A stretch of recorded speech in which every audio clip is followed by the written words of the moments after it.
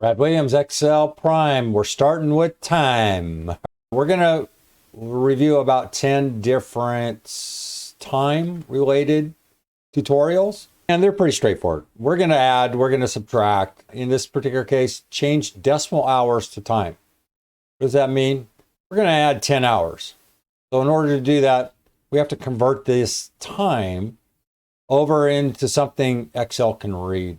Over here, we have B5 plus C5 divided by 24. What's C5? It's hours. We can't just add 10. We're going to have to add the 10-hour equivalent. So 10 divided by 24. And then we're just going to add that to our time. 10 hours, 1 p.m. Add 10 hours, and that should be 11 p.m. We're going to use the mod function. Now, it's not applicable. It's not terribly important here.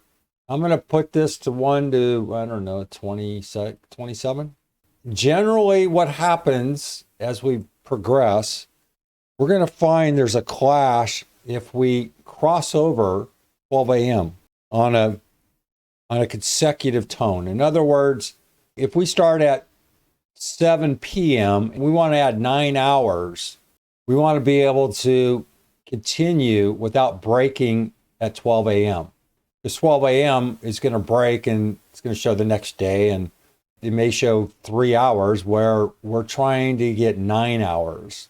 And the mod function will correct that, or we're going to use a special formatting tool to take care of that. Control D. That's to come, but for now, the mod function is going to do the exact same thing as we're doing here. I suggest you just play around with mod because it's so foreign. Make it a tool that you remember. Remember what it does. It returns the remainder after dividing. What we're trying to do here is F9.